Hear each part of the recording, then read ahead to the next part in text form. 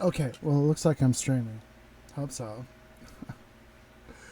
Um, Earlier today, when I was doing my Macarena stream, it was like, yeah, I think I really, I was just like in one of those moods where I was like, let me see if I can infect my computer with a virus. Now I was looking at the task manager. I was like, boy, I really did it. You know, I was like, um, and I'm like this, and I encourage people to do it. It's like, if you're interested in computer security and problem solving and stuff like that, sometimes go ahead and do that risky thing, And I was like, it's like, well, periodically, a machine needs to be reformatted anyway. So, yeah, I did something risky. So now I'm back.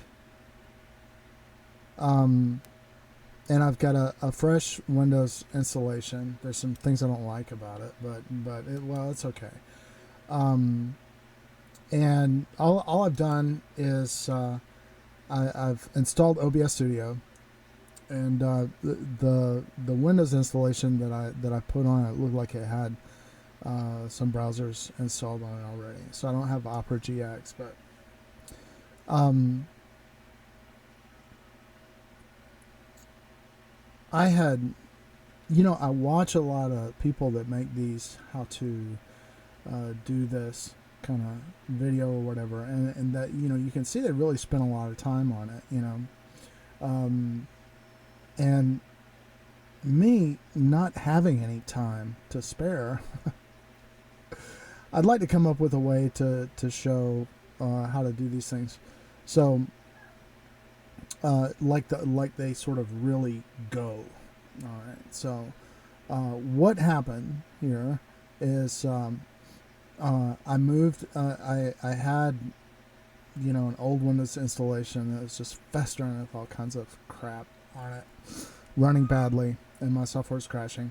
And so I booted to a USB, and I'm on an HP. So you hit the escape key and get a boot menu. All right, now for some reason, and I don't know if it was something special about the virus. I deliberately clicked on an infected file. I was like, this file, I really guarantee it's some kind of virus. It's some kind of a bad thing. Well, it's like, this is the software that you want, and it's pre-activated and all that kind of stuff. So, yeah, probably infected with a virus if it says that. And it was, and I could see it started running all kinds of stuff on my system. Well, then when I did my boot from the USB stick to reinstall Windows, for some reason the partition wouldn't take. Right, so I completely removed all the system drives and everything and got it down to just it's a 1 terabyte drive, you know, got it down to just one solid, that's I think the file system loses about 3/4 of a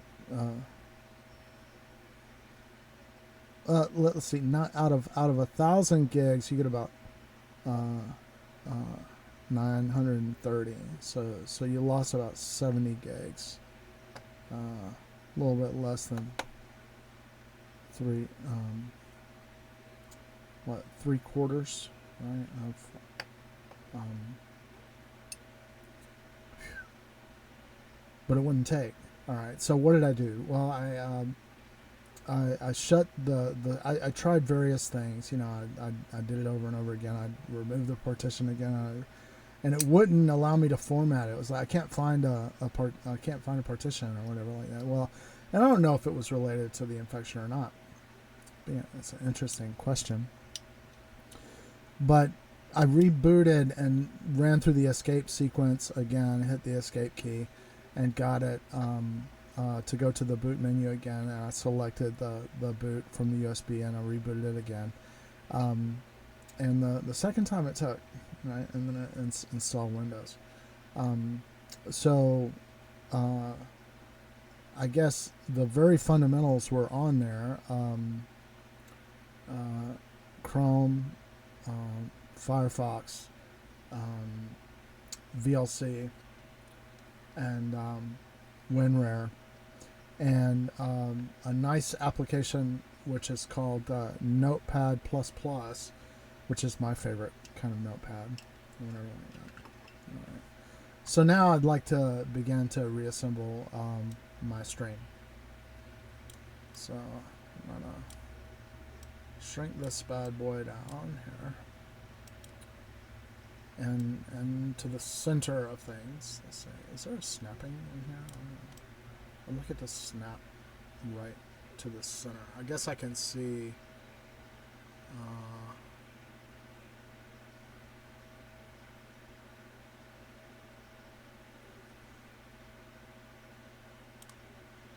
yeah, it's given me that I guess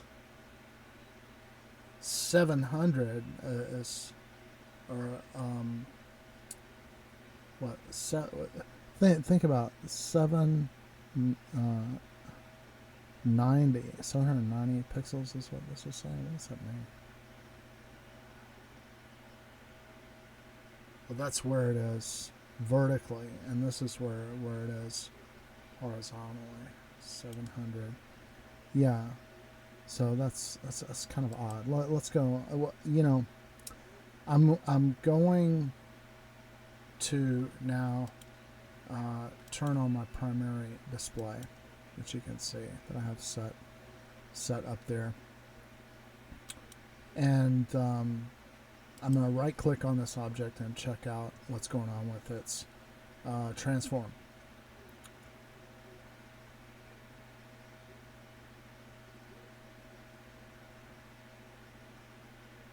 If I can find, oh, there it is. Okay, edit transform. All right, and yeah, so let's put this at 700. Get me a little bit more precision there. And you know, the dimensions of the thing, it's a 4K. The camera is 1920 by 1080.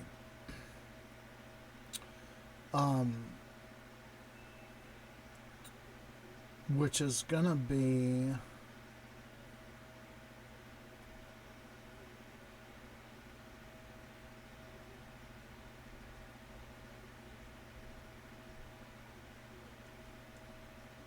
I'm trying to do the arithmetic in my head of having that, and I, you know, to me it's like it's interesting. Can I do this? You know, what is half of 1080 but 540, right?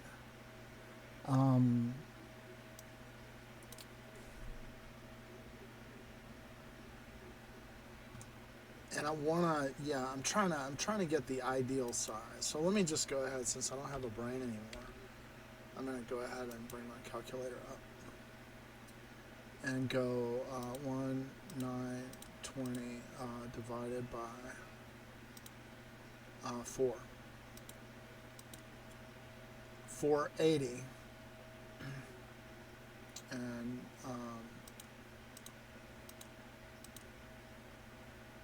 1080 divided by 4. 480 by 270. Now I should have that memorized, you know, I really should. So 480 by 270.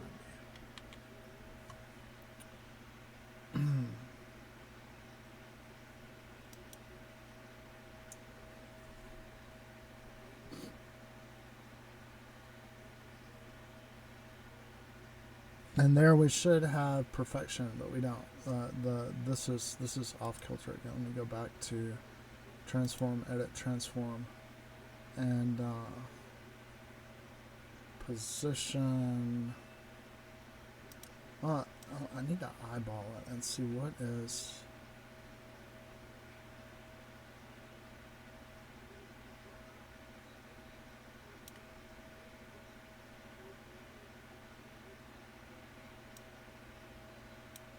There we go.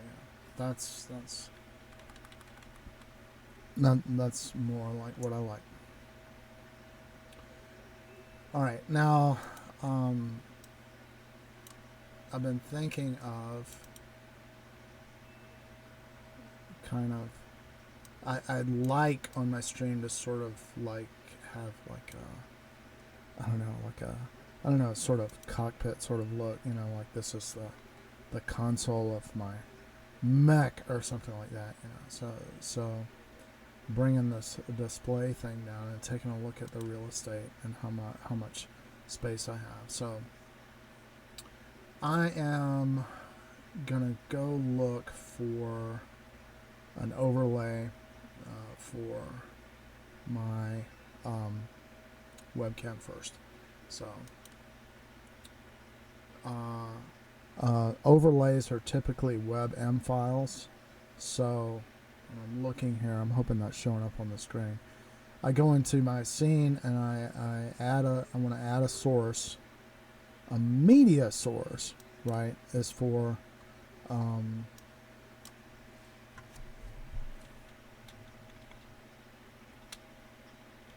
and I'll call it one, and I want it to continually play loop, and let's see if I can take a look and find out where it is.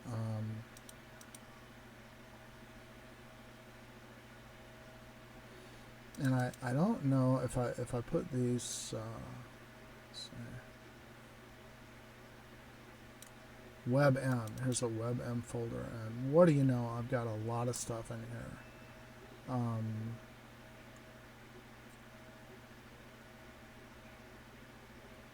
Oh, these are all my very cool.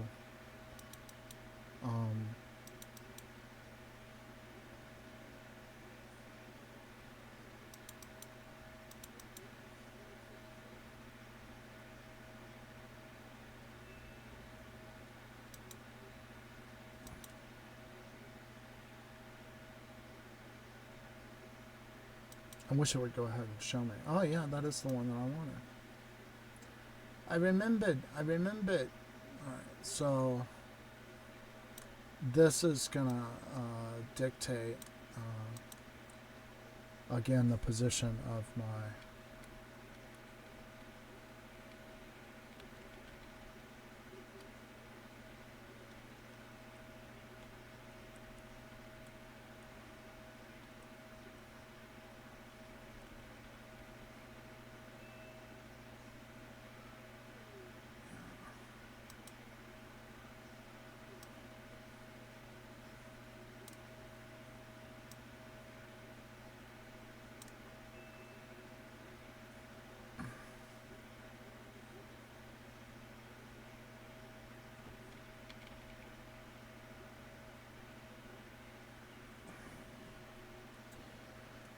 Alright, so I sort of like that.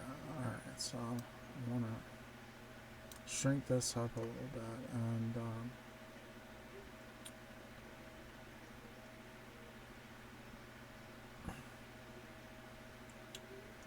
I am going to go in and I'm going to rename my scene.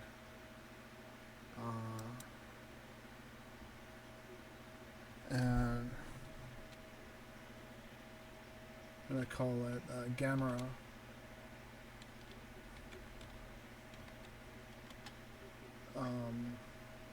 OO1 OO2. Alright. Now, what do I want? I want a slideshow. Image slideshow, and I'm going to use animated GIFs. So I'm going to create a new one, and it's going to be Gamera 001. Yeah, okay. All right. Now, down here, I'm going to have an image files thing. I'm going to add a directory. That's what I want. Add a directory. And let's see. I need to go up a little bit higher into the GIFs. At the very top, I have Gamera HD. And these, I say HD because they're a 16:9 aspect ratio, and rather than type 16:9, is preferred to put HD, but they're not. They're sized down from that. So here's the first directory. Okay.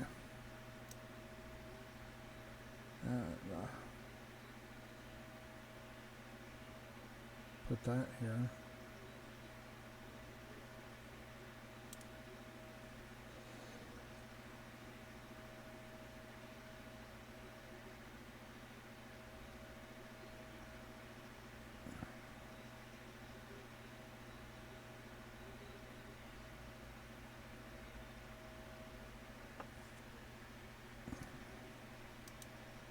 Now I'm going to go and add another source, another image slideshow, and it's going to be Gamera.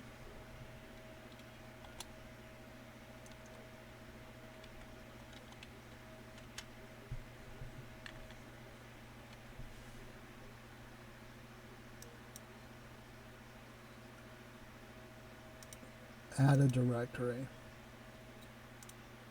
And I'm going to go get number 2.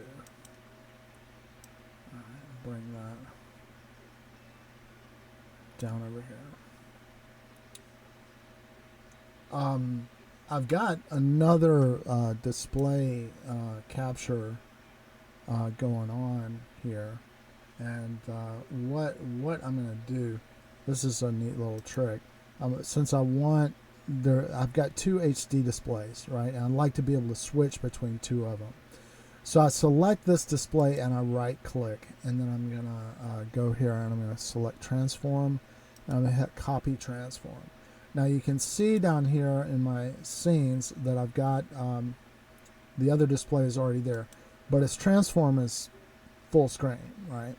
So now I've got it selected, and I'm gonna right click on it, and I'm gonna hit transform, and I've copied that transform. Now I can paste transform, and now it's precisely in the position that I want it to be in. Isn't that nice and fancy dangle? Yeah. All right. I want to get like what my target or my goal is to get to where I'm actually doing all this stuff and reading a book at the same time. So let's do a little bit in that direction. I'll go over here and I'll type and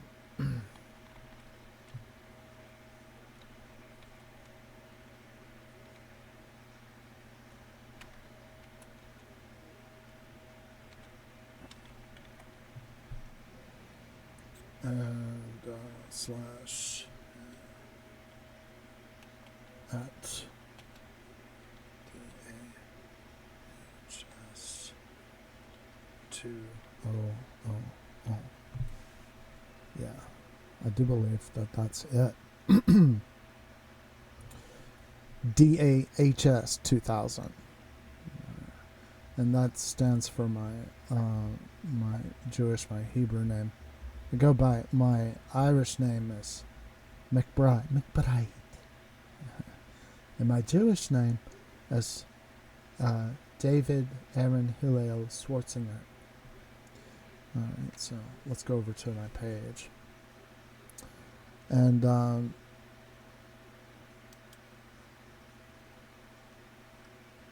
hey, you can see me with a clean shave there. Wow, yeah, those were the days. All right, so what I have been reading is Chronicles of Descent, which is I've seen like videos of all these. I think the guy David Barsamian, is he still around? He's gonna be getting up there in years. Chomsky's still around. No. Yeah. So, I was on Opera GX. Well, it seems like. Well, okay, I know what the problem is. I was watching this book on another account, and what I should do is this. Chronic. Go over to that account and see if it can remember. YouTube usually remembers my place, which is one of the things that I don't complain about.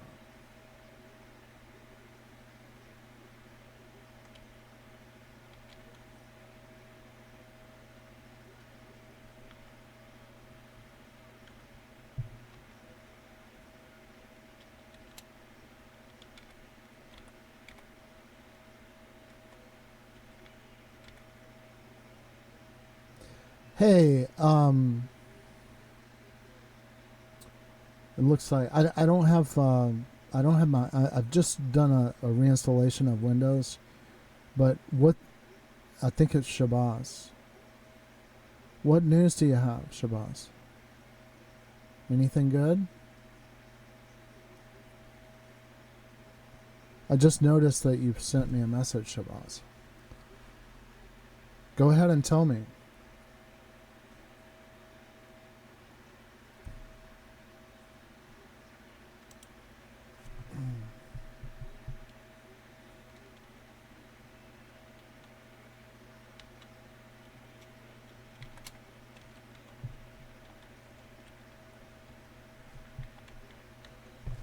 I got a message from somebody, and I have not put my chat box into the stream yet, so.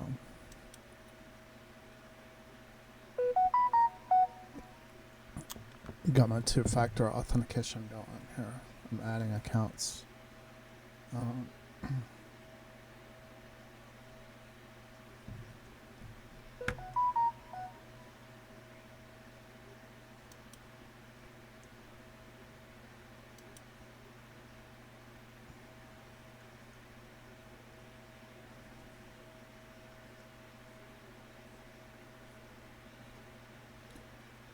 Shabazz sent me a smiley face.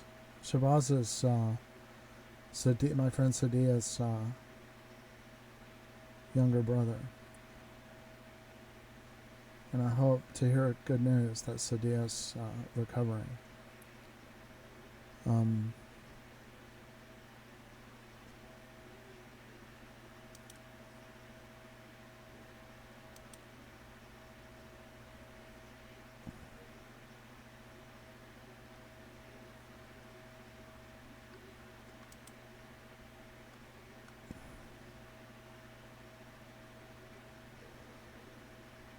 Okay, so let's take a look at what we've done here. You know, I've gone back to my channel on my reading cow. But the point you make is quite accurate. And look, lo and behold, it remembered where I was in the book, the account that I was listening to. I really like that. Thank you, YouTube. I appreciate you. Don't go breaking my heart. Okay. Well, Shabazz sent me a smiley face, but now he's gone. I don't know if he's going to send me another message. I'm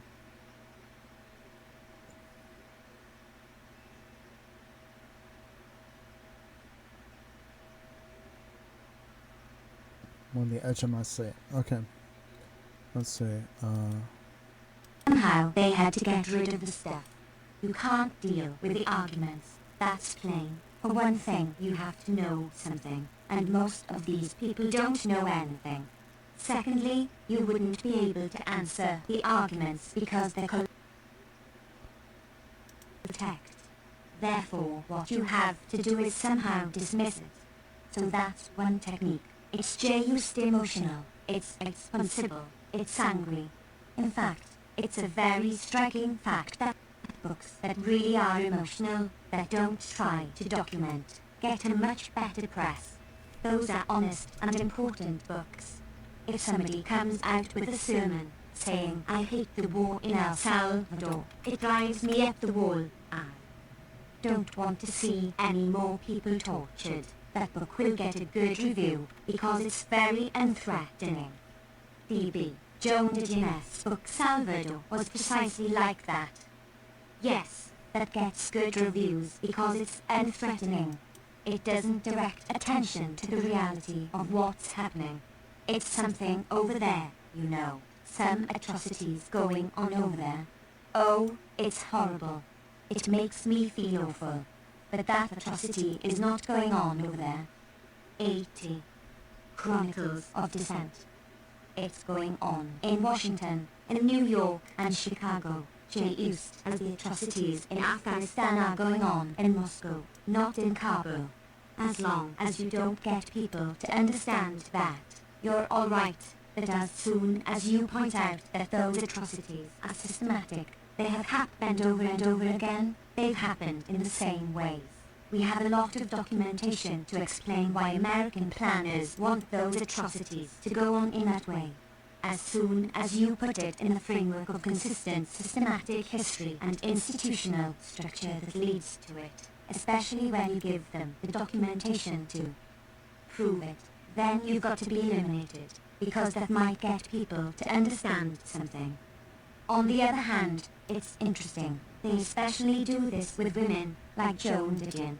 If a woman writes a book which has an emotional character to it, that's terrific. Like, oh well, look at this. We understand about women, so emotional, so they get upset about these things. But that's because they don't understand the harsh realities, and so on. So that's fine. D.B. Let's talk about the peace and student movements of 1960s. You've made a number of statements about them and I'd like you to further explain them. You say that the peace and student movements of the 1960s changed consciousness and raised the cultural... I'm getting ready to unpin a lot of stuff from the taskbar that I don't want. So here we go. And moral level of the county. It changed the character of the county, probably permanently. In what ways? There was a very striking improvement in the intellectual, cultural and moral climate of the country. You can see this in all kinds of ways. It wasn't just the student movement. There were also all the popular movements that developed in that period, the women's movement, the environmental movement, this whole complex of groups of which the students and the youth were a central and early component.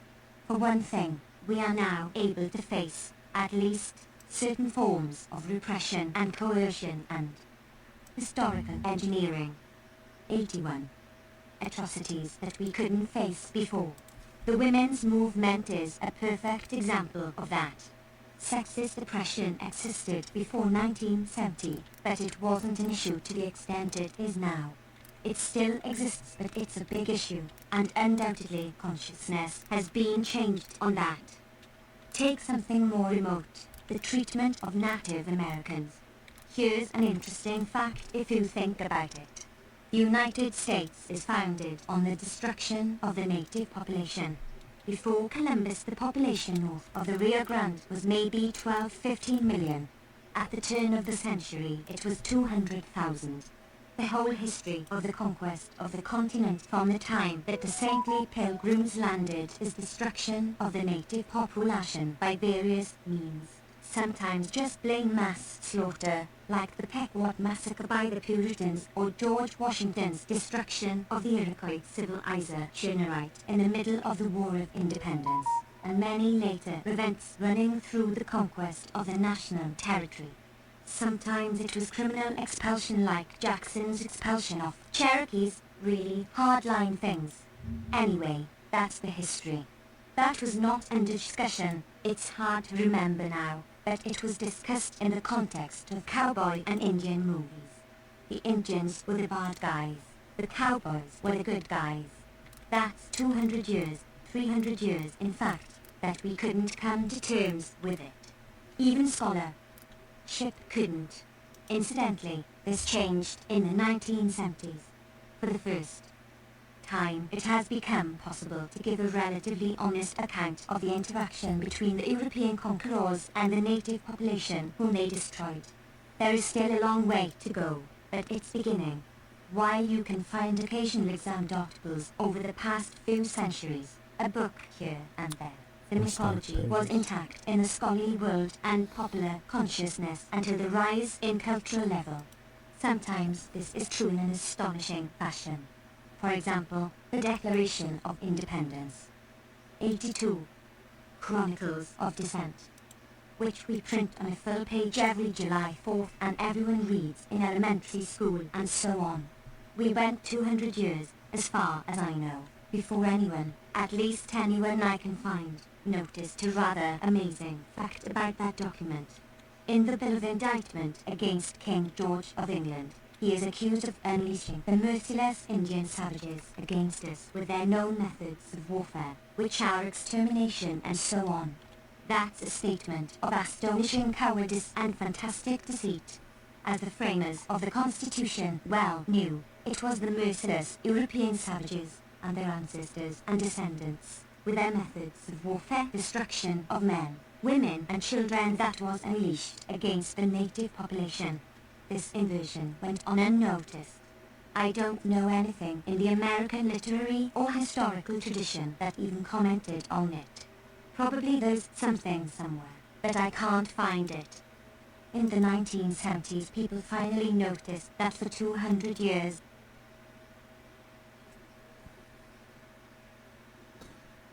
I want to go easy on my eyes, as it were.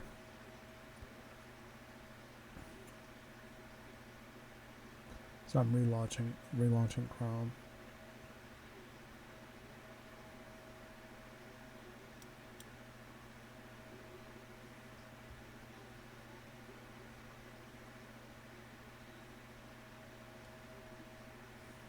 There we go.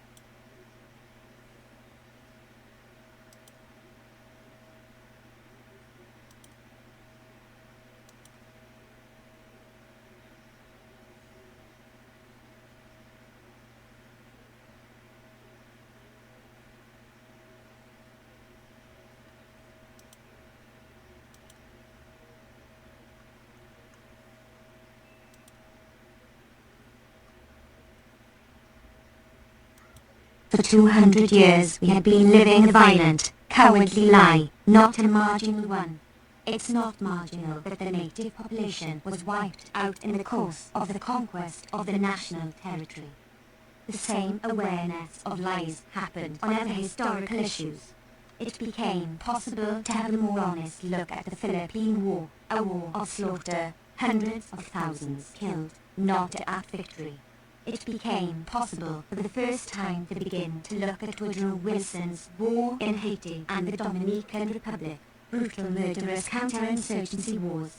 The counterinsurgency war in Greece in the late 1940s, with tens of thousands of people killed and 60,000 sent to what were then called re-education camps, where they were tortured or executed, and the political system destroyed and the labor unions destroyed. That was a hidden story until late 1970s. We could go on in case after case. There was an awakening, a willingness to face some of the realities of the world. Historical engineering. 83. DB. What do you attribute that to? Pip. I attribute Picture it in to the picture. rise in the cultural level caused by the Gonna student add a window movement capture. and their associated movements. It just broke down a lot of barriers and made it possible for people to think. DB. Has not the American state attempted to reconstruct the past and destroy that memory? Very definitely, absolutely. There has been a major campaign on every issue to try to restore order and obedience. Among the educated elites it has basically worked, but of course they have never deviated very much either, so there wasn't far to go. Among much of the population it's worked partially but not too much. For example, they have finally succeeded in reconstituting a kind of jingoist consensus, an atmosphere of fear and terror in which people say, let's go out and kill the bastards. They have succeeded in instituting that. But they haven't overcome the understanding or even the sympathy for oppressed people or even the opposition to atrocities. The population is just a lot more sophisticated. I can see that myself in the talks that I give. I've been doing this for a long time. During the 1960s and early 1970s, at the peak activity of the peace movement, if I was talking to selected peace movement audiences, radicals, I could not say the things that I say to general audiences today. The kind of things I'm saying now, for example, I could never have said to a public audience or even for that matter to most peace movement audiences, even at its height. What's happened is that there's been a general change.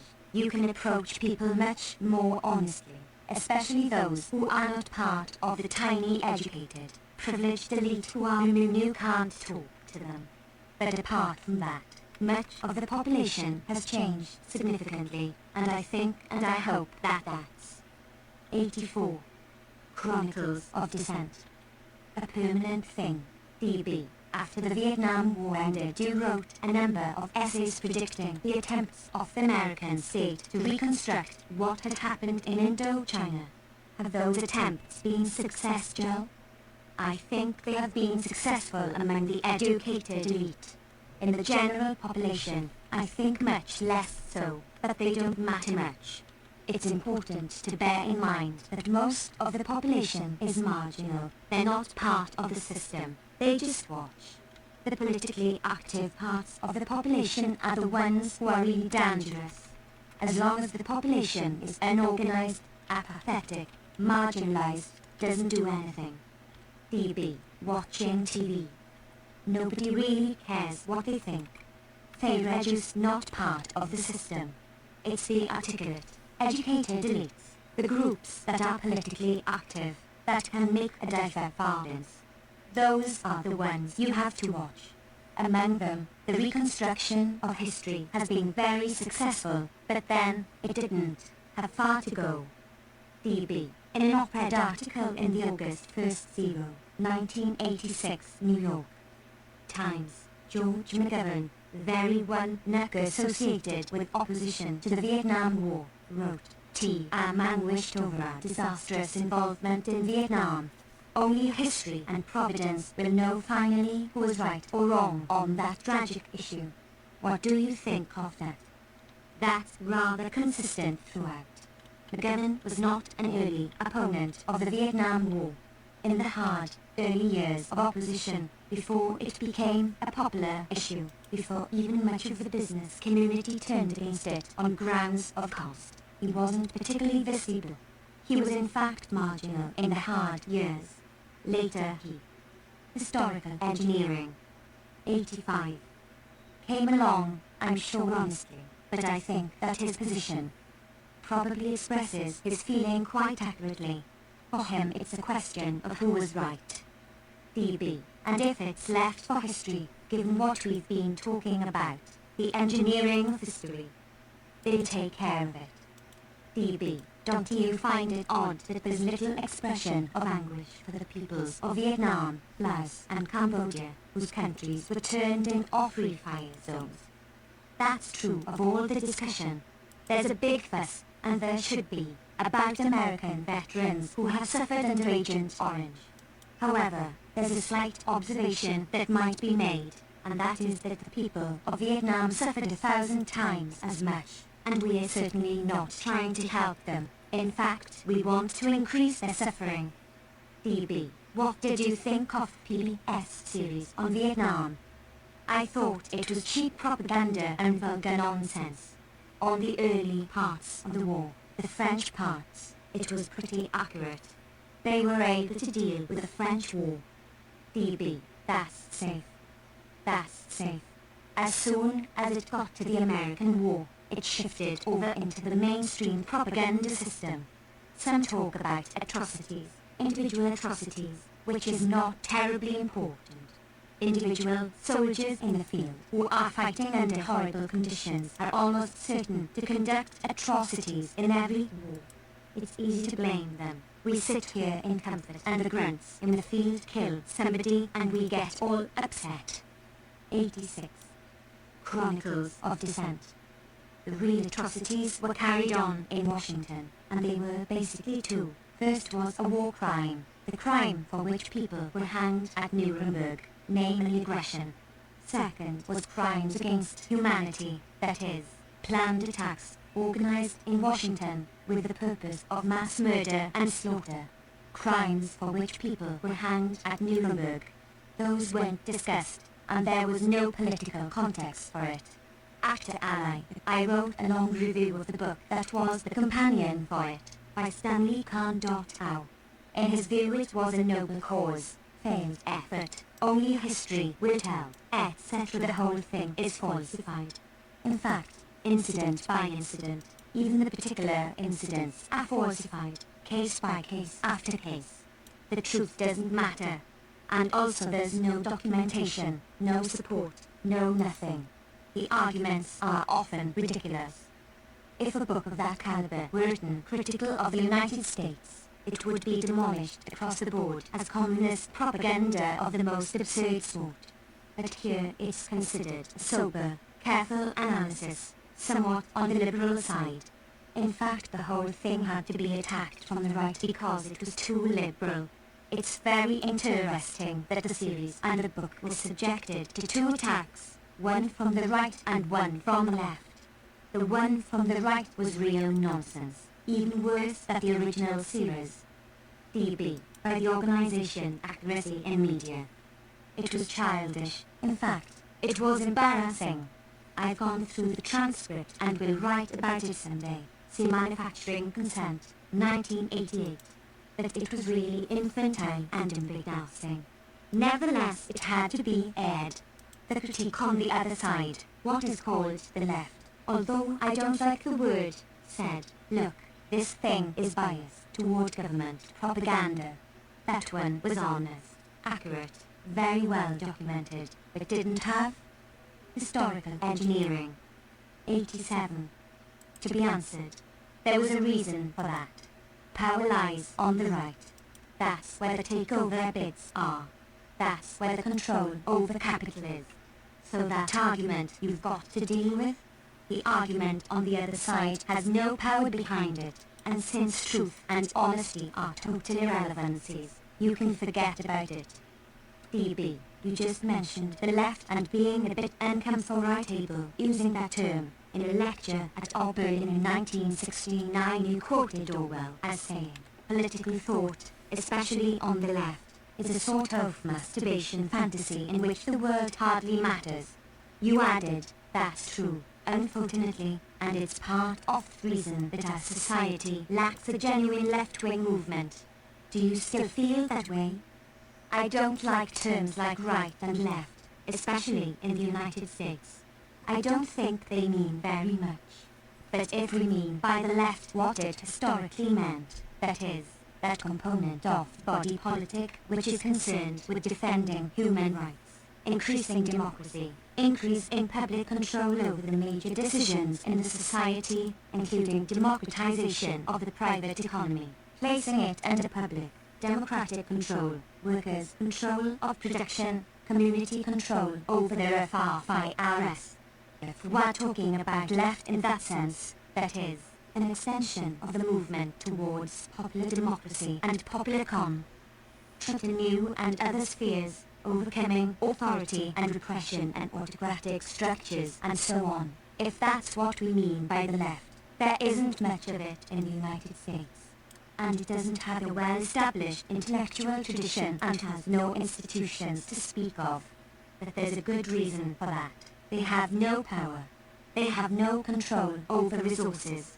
They essentially have no wealth, and therefore they cannot develop institutions of a sustaining nature. They can't develop literature. They can't learn. They can't improve over time. Everything starts from the beginning all the time. That's 88. Chronicles of Dissent.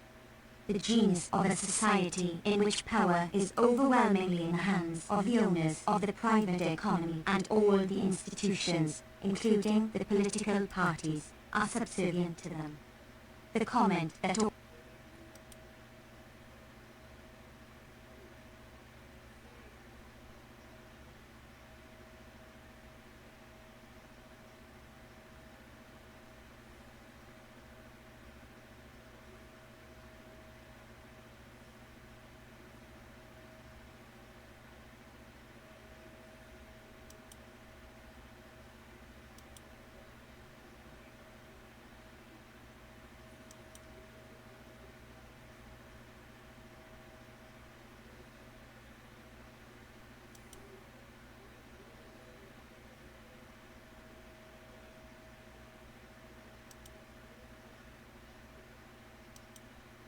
their homes, 33, and the destruction of their country be jailed or executed, or even the denazification procedures of the sort instituted against 1-3 million Germans in the United States zone be applied to the American population. Let us, by all means, try rather to achieve a deeper understanding of our problems. Among these problems is the fact that one of the most liberal and enlightened commentators on contemporary affairs can assure us that Asian hordes care nothing for death, fear no pain, and cannot conceive of happiness, while as for us it is our Christian values that impel us to stop short of a final solution. Among our problems is the fact that the same spokesman can summon up the kind of historical perspective that sees our intervention in Greece in the 1940s as a mortal struggle against whom, nor the fact that those who were, quite possibly, the most humane and liberal men. 33 Coburn and Cowan report the views of Ambassador Ellsworth Bunker, who says in a statement to Congress on the refugee situation that the figures may be misleading, since the war-torn Vietnamese are used to disruption and have been moving around for centuries.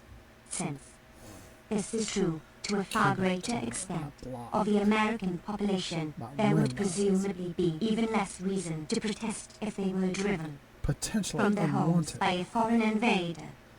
312. At war with Asia. That could be found for public trust could set out to annihilate the Vietnamese in the belief, where their honest whole thing did hardly matters, that they were combating a Khmerist monolith that included Moscow and Peking in 1965. One of our problems is the doctrine developed by Mr. Hoops, in accordance with which, to take his words literally, no policy carried out by the best American leaders with wide public support could be criminal, could in principle demand any response other than to throw the rascals out. In fact, is it not a trifle naive, or even glib, of Mr. Hoops to suggest that we throw the rascals out? Okay, so I've got a folder here that I moved to downloads, or copied to downloads, which is my portables. I've got 7-zip, a bulk rename utility, Calibre, which is like an EPUB Mobi reader. I forget all the stuff. Calibre's pretty cool. You wanna have it if you're like downloading books off the internet. I've got a portable Discord. Probably not gonna use that. And well, maybe I will. Let's see. Fubar for my audio, definitely. Yeah. And IrfanView. Now, the thing I'd like to see is, one thing about having IrfanView is like what I use to browse images, and it's got a lot of nice features in it. Just like it overall, performance wise and everything. But you don't get like if you don't have a local installation of it. You don't get registry modifications or whatever where it says, hey, do you want to associate this with everything, right? And there's some that you might want to browse with this. Sort of, yeah, I do, but sort of not. What I'm going to do here is go over to a pictures folder. All right, check this out. And I'm going to go open with, choose another app. Always use this app and look for. I want you to go in my room, please. Oh, okay. I'm coming right now, dear. You're going to have to just give me just a moment. I'm coming. I'm coming right now, dear. I'm having a class. Okay, I'll leave you. Goodbye. Okay, I'm on my way. I'll be there in a second. And did I just mess up? Yeah, you messed me up, and so. Okay. Are we going to your room or what? Because. I'll go to my room. All right. So I'm gonna have to. Let's see. Where's my stream at?